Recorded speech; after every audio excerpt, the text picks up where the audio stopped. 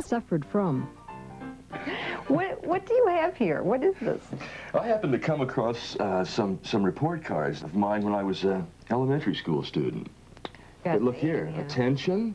I mean, there's actually a category for attention, believe it or not. And what is it? D in attention. A D in self-control. In self-control, a D. B in orderliness. A C in cooperation. And an A in courtesy. You're a very courteous fifth grader. Yes, yes, I was. So what does this tell you? Well, the interesting thing it tells me is that up until a year and a half ago, I would have taken these same grades. Oh, he's a frog. But change began when Hank met Mary Stukenberg, a fifth grade teacher, and fell in love. Sure can. During the course of getting to know each other, Mary recognized problems that could affect the relationship and spoke up. I felt like I couldn't get a word in edgewise. I felt like I didn't know how to even keep the conversation on track, that kind of thing. So that was our first discussion on the subject, I think. I felt terribly put upon by that argument, and I remember thinking, is this worth it or what? I mean, what am I getting into here? Because she's attacking me for something that I don't even know what it is. So he'll bring something up out of the blue and expect that the first 4 paragraphs I'd already thought about in my mind, because he'd been thinking about him for 10 minutes. He'd say, ADD affects couples in many ways. It can cause resentment from the non-ADD person who often feels forgotten and left out. And the person with ADD often realizes something's wrong but doesn't know what to do about it. In an effort to find the highly stimulating behavior that's a hallmark of ADD, some have many sexual partners. Others have poor sex because they can't pay attention long enough. Each couple is affected in different ways. I felt like I was instructing a lot about what relationships required and all that, to a person who was obviously very deep and should know better and all that stuff, right?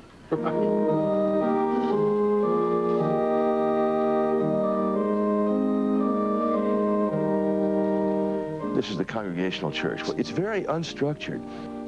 These are the lessons for today. I've often thought that every day is kind of, you know, a new day. It's like reinventing the wheel. The only worst profession to be in would be real estate. And I tried that for a while, too. He said, Amos, what do you see? And I said, a basket of summer fruit. Hank had been married twice before meeting Mary and thought he had a personality disorder. But one day Mary came home with a story about one of her students. And I just swapped stories with him, and one day, in fact, it was one where a kid said, you know what it's like when my medication wears off? He says, it's like all the channels on the TV are on at once. The boy had been diagnosed with attention deficit disorder, and he was on Ritalin to control it. There are 2 classes of medications for ADD, antidepressants and stimulants. Ritalin is one of the most commonly used stimulants. Some type of these medications is effective in about 80% of people with ADD, but it may take several months to get the right dosage and combination of drugs to work. Hank immediately recognized the same problems in himself. He was diagnosed and put on small doses of one of the antidepressants, with Ritalin used as needed. I was contained somehow. I wasn't all over the place. And my thinking... So it was a good feeling. Oh, absolutely. It was the feeling that I used to get in another lifetime, about 3/4 of the way through the 4th beer. It was the same kind of feeling. I felt all of a sudden contained by this experience. It's very common for ADD adults to have wrestled with substance abuse, depression, anxiety, and even obsessive-compulsive disorder. Cocaine is frequently the unplanned drug of choice because it helps focus uncontrolled energy, at least until addiction sets in and the person is worse off than before. Hank described it as having a demon, and he fought that demon with drink and song. Since 1961 or so, I've played the guitar, and I used to bring that guitar and that bloody thing everywhere I went, and I would impose myself on everybody and sing, you know, probably half the songs I knew. And I think as a result of the medication, I decided one day that I wasn't a folk singer anymore. And that has to do with personal boundaries. I think I became very much less boundary intrusive. That is, I became less inclined to invade other people's space. with my thinking and with everything, ideas and certainly with my music. Hank has rejected the free-form folk music he used to play and is now learning classical guitar techniques. What I really want to do is learn to play a song from beginning to end. I want to learn to read the notes, actually read the music, and do something that has a beginning and has an ending. And when it's done, I know it's done. I think it's nice to be able to kind go of up to barrage each other with. The medication was a start for Hank. It's allowed him to slowly make changes. It came at a really good time to continue to thrive rather than to constantly butt heads. The early walks that we took were very important for that. Thanks so much. I don't know what it is about, rather than being face to face, we were just sort of wandering next to each other, and it was easier to kind of say things that aren't so easy to say sometimes. A lot of the insight came from conversation, I think. Medication isn't the only treatment for ADD. Just acknowledging and understanding the disorder can help. And there are simple management techniques that can make life easier, like writing lists, a task that can seem daunting to some. But just by changing one's attitude to lists, to adopting structure, to getting their spouse or their colleagues to actually set limits on them or help them remind them and change the nag into a coach by just flipping the switch, by saying, could you remind me? I need help. I can't really do it on my own. That's a magnificent change for that person, and it can mean all the difference. I just felt like I wasn't going anywhere in my life. Although only 1 out of 10 children diagnosed with ADD are girls, in adult ADD, equal numbers of women and men have it. 6 times 4, 24, 25. That could be because girls often don't have the hyperactivity that boys have, so many aren't diagnosed during the early years. And while many with ADD have a history of school problems, 33-year-old Kelly Krajewski did very well without having to study much. That was a surprise to the psychologist who tested her for ADD.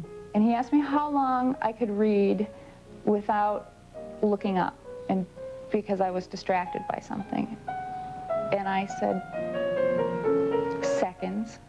Literally, any sound, any movement, I would look up. I had to look. And he said, forgive me for asking, but how did you get through school? Well, I memorized very well. I have the ability, I guess, to almost picture a page of reading, so I can test very well. Last year, Kelly and her husband, Glenn, bought a house. Kelly's been busy adding creative touches, like her collection of antique toys, a hand-painted chair that's used for a planter, and touches of the theater, her college major. But she also started feeling a crushing sense of depression. She cried daily for months and was extremely irritable. I had gotten to a point where I was fairly confrontational with my superiors at work, and very negative, and didn't want to do anything. Or if I did have an idea, I didn't follow through on it. I didn't have time. You know, there were so many other things that I had to do during the day. How could they expect me to do all of this? A simple activity like going to a record store, which was fun for Glenn, was torture for Kelly. I didn't know the layout of a record store. I couldn't quite figure that out. I'd get really nervous. Even with him, I'd start to perspire. I'd look around and I'd see all the people, and things would catch my attention up in the, you know, displays, and then there would be music playing, and that would distract me. And it was just like being overwhelmed with different stimuli, and I'd want to get out of there as soon as possible. Kelly started pulling out her hair, a psychiatric condition called trichotillomania. She didn't know where to turn, so 6 months ago she went to her family doctor, who prescribed an antidepressant and also suggested testing for ADD. Kelly was put on Ritalin. She lost about 10 pounds the first month because one of the side effects of Ritalin is depressed appetite. You know, I'm old enough, I think, and aware enough to say, well, you still have to eat. The weight loss was welcome, but I know I also need my nutrition, and I have been able to schedule myself to eat before I take my Ritalin. Other side effects of Ritalin include headaches, higher blood pressure and heart rates, and decreased sleep. Kelly also sleeps less, but that hasn't been a problem for her. She started taking the Ritalin only during the day, but found that she didn't have the energy left over at night, so she added an evening dose. And that's really important to me, to be able to leave work and have time to do things that I enjoy and that I want to do. What we find over time, rather than seeing the need for medication go up and up over time, as some people are very worried about, it actually goes down over time because people are better at targeting when they need their medicine. If they need it to stay focused while they're trying to prepare their taxes, or trying to do some part of their jobs that aren't that don't have a lot of appeal and zest in them, then that would be the time to use medicine. It may also be that they need the medicine most when they're not engaged in their work, when they're at home, so they can listen and be patient and be understanding to their family, rather than at work, which may be very high stimulus. They don't need medicine during that period of time. So it really varies, and adults, as they go on, really learn when they really need to use the medicine. She's more able to carry things through and finish them and not get so easily distracted. Was it a couple of weeks ago on a Saturday, she was doing some yard work. She forgot to take her Ritalin. Well, that resulted in some interesting things happening in the yard. She did a real great job edging one side of the driveway, and then she started doing something else. And then she started doing something else, and it was like, "Why don't you go inside and take your medicine?" I kept saying that too. Oh, I forgot to take my medicine. I'm going to go in and take my medicine. And then I'd get distracted on the way into the house, and I didn't take it all day. You have it okay? Yep. Oh, it's so great. I've always wanted one of these. Kelly came across an old pram at a yard sale for a good price. She decided to buy it because she's now thinking that she could handle having children, a thought that was impossible to consider before her ADD was diagnosed. I am more willing to talk about having children. Wouldn't it be so cool walking down the street with a baby? I can see that it can be done now. It doesn't seem impossible. That I think this. All my life I thought there would be this major milestone, and I'd be grown up and I'd understand things and I'd act like a grown up and have ambition and go after the things I wanted, and I turned 18 and it didn't happen, and I graduated from college and it didn't happen, and I turned 21 and it didn't happen, and I turned 30 and it didn't happen, and I got married and it didn't happen. When I got diagnosed, there was this incredible feeling of relief. There were other feelings too, but there was this relief that maybe there was some hope for me. And then when I started taking Ritalin, I realized that that milestone was being diagnosed with ADD, and that there's hope for me. And it got so bad one night, and we were so angry at each other that I went in tears to my rabbi the next morning and said, "The family's falling apart, you have to help us." And Marshall Cragen thought his problems stemmed from his 17-year-old son Scott's problems in school. Marshall's wife, Beverly. We always felt that there was something that just wasn't right. Scott was diagnosed with ADD as a junior in high school. I guess it was kind of a relief, you know, knowing there was something, which was almost a wall, a barrier or something, which I've been pushing up against, and now there was something which I could maybe find to help me get over that. After Scott was diagnosed, Eyes turned to his father. Up to about 30% of parents of ADD children have ADD themselves. Not even at first I'd say, oh, it's not me. I'm perfectly normal. So if someone... And I don't go to a psychiatrist. No way I go to a psychiatrist for anything. That was always set in my life earlier, that I'm not one of these crazy people that's going to go to a psychiatrist for anything. It was like everybody knew, and we were just waiting for Marshall to come to terms with it. Biological evidence for attention deficit disorder began to accumulate in 1990. These are PET scans of two 12-year-olds, published in the British journal The Lancet. The one on the left has no ADD. The one on the right does. This study showed lower blood flow in certain areas of ADD brains. About a year later, a New England Journal of Medicine article printed PET scans measuring blood glucose metabolism. Once again, the brain scan on the left is normal, the one on the right has ADD. This study found lower glucose metabolism in ADD brains, mostly in the regions that regulate behavior like keeping impulses in check. These findings have led researchers to believe there is a biological basis for ADD, which has helped many adults accept the disorder. And I continued to ignore until a Wired magazine came in one day, and I was sitting there, and it kind of magically opened to a test given by Hallowell and Rady to see whether you're ADD. And I think if you got 13 of them right, you were probably ADD. And I said I got 19, and Beverly says I got 20 because I didn't count that I lose my temper regularly. So I said, well, maybe I should check into this already. Marshall was put on small doses of Ritalin, and suddenly the world opened up. He'd been a transportation attorney, a field that was closing because of changes in federal regulations.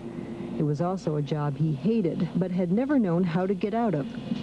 But now he was able to consider something he'd always dreamed of: internet publishing. I've always liked to do desktop publishing and create things. Finding the right job is important for all of us, but it's critical for those with attention deficit disorder. Jobs with high stimulus and freedom for creativity are the best. They make the most of the person's abilities and inclinations.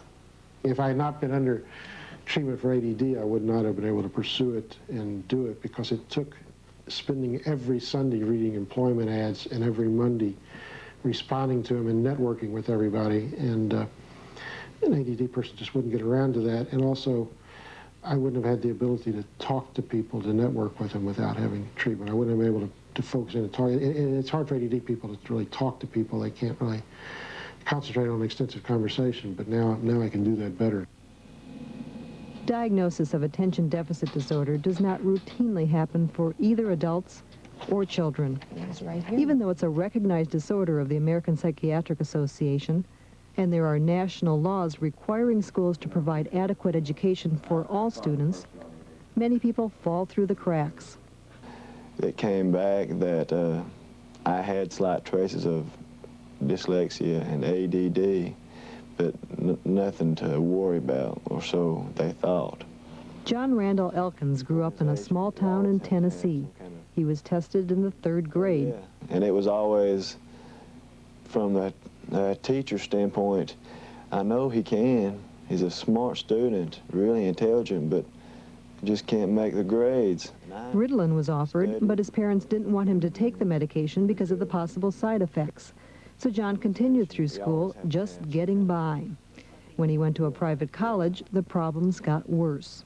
And did really horrible. I made F's, B's, and C's, and D's. You know, when I left that and went to a community college, I lived at home and was still just barely getting by. And then I came down here, like I said, the first of a spring semester, and really set out in my mind to really let this have a chance. Good job. Here is the Southeastern Biofeedback and Neurobehavioral Institute in Knoxville, Tennessee. Okay. Relax. Concentrate. Do the work. John is trying a new type of treatment called neurofeedback. Begun in the 1970s by psychologist Joel Lubar, the goal is to change brainwave patterns. But we're going to the cause of the problem, that this is a neurologically based disorder, and we're trying to change the underlying neurologies. Bring your bed up. Dr. Lubar places electrodes on the scalp and ears to monitor brain waves, which are displayed on a computer screen. He's developed programs and games to teach people to change these patterns. Do it again. Good. Dr. Lubar has found that people with ADD have 25 to 30% more slow waves called theta waves, which are associated with inattentiveness, poor focusing, and poor concentration. But they don't have enough beta waves, which are associated with intense concentration and learning. Good, good. Come on now. It takes about 40 sessions lasting about an hour each to gain control. How effective is this after they stop the treatment? That's what we like best about this. About 40% of the several thousand children treated with neurofeedback so far have been able to go off medication. So Dr. Lubar is now trying this for adults. People at least up into the 40s, and in some practices they've worked with people as old as the early 60s, claim that they're getting good results regardless of age. Bring your bed up. Neurofeedback is now offered at about 400 locations throughout the United States. It's a relatively new treatment, and it will take years to gather enough patient cases to prove it works.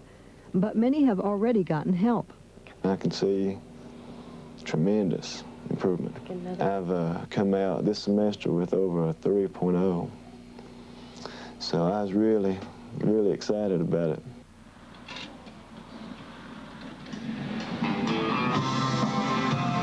Being diagnosed with attention deficit disorder can be a major transition for adults.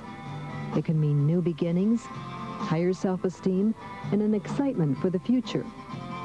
Kelly has started a new collection of CDs. She now shops regularly on her own in record stores without fear or anxiety. I don't feel like I'm done with it. I don't feel like it's over. I think there are still a lot of challenges for me. I need to work on a lot of my behavior because it's become a habit for me. And I think my self-esteem is not at a level where I'll strike out and do something on my own. And I've been very depressed about my whole life and where it was going. And I was just astounded that I could, you know, be a new person, different person, and maybe a better person.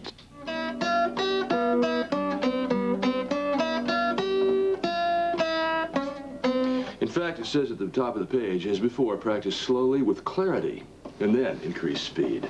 And that I take that as a guide for my life lately. If you think you have ADD, don't try diagnosing yourself. See a professional like a psychiatrist. They can get you started in the right direction and provide you with information and guidelines. Attention deficit disorder, managed well, can help people lead highly productive, joyous lives.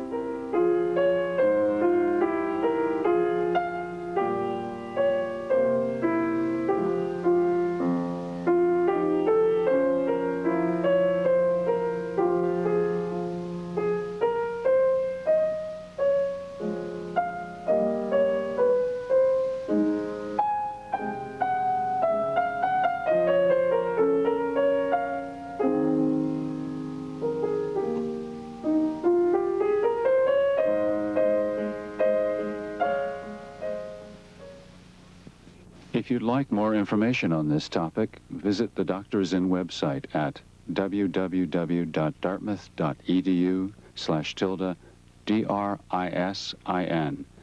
To order a copy of this program, call 1-800-257-5126.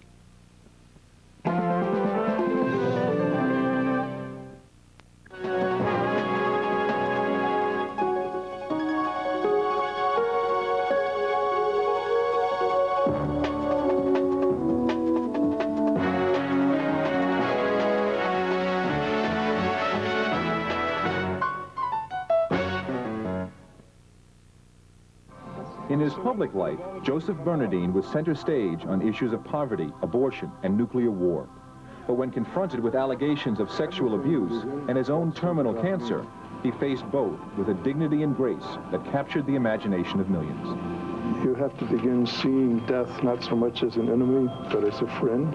Bernardine, the life and legacy of Chicago's Cardinal Joseph Bernardine.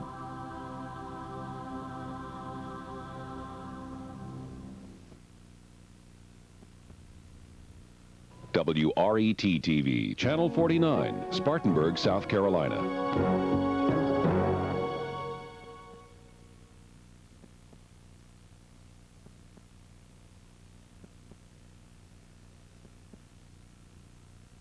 Welcome to the broadcast tonight. A look at the controversial CNN documentary Valley of Death, which alleged the use of nerve gas by Americans in the Vietnam War. We'll talk